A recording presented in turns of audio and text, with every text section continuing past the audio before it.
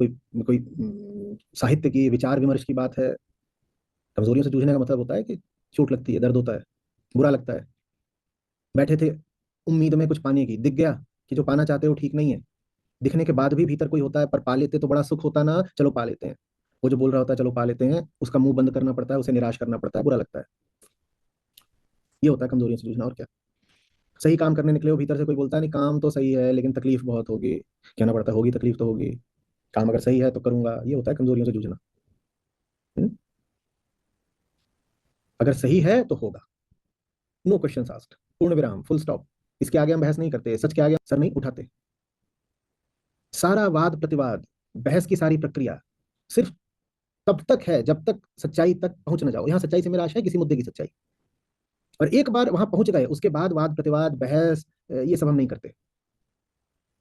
जब तक सच तक पहुंचे नहीं है, सर झुकेगा नहीं। और सच के सामने एक बार आ गए तो सर उठेगा नहीं।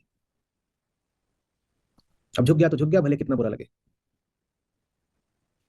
बुराई, चोट, बुराई से मतलब भीतर बुरा प्रतीत होना, चोट, दर्द, मुंह में कसैलापन, इनके साथ बहुत लंबे अरसे तक जीना आना चाहिए। ये क्षमता विकसित करो।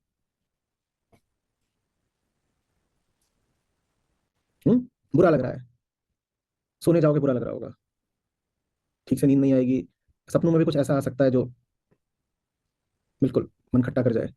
सो के उठोगे पाओगे ऊर्जा नहीं है, निराशते हो। कोई बात नहीं, आगे बढ़ो। जो कर्तव्य है उसे डिगो मत। भीतर की और बाहर की, तन की मन की, दोनों की हालत कैसी भी हो, जो जरूरी है वो होके रहेगा, मुझे करना है। और ये बहुत लंबे अरसे तक चलता है, सालों तक, दशकों तक। ऐसी हालत को सहज स्वीकार करने को तैयार हो जाओ। इसी हालत को सहज हालत मान लो। बुरा लगता रहेगा, आंखें भारी रहेंगी, नींद आती रह सकती है। हंसो ऐसे जैसे भीतर जो दर्द छुपा हुआ था उसका विस्फोट हो गया है, वो एक मुश्त बाहर आ गया है। हंसी फिर ऐसी होती है, मजा आ जाता है, ठहाका अट्टहास होता है फिर। वही आनंद है। दर्द को न सिर्फ झेलने की बल्कि सतत झेलने की, बहुत लंबे अरसे तक झेलने की तैयारी होनी चाहिए, तब तक जब तक दर्द के साथ ही सहज ना हो जाओ।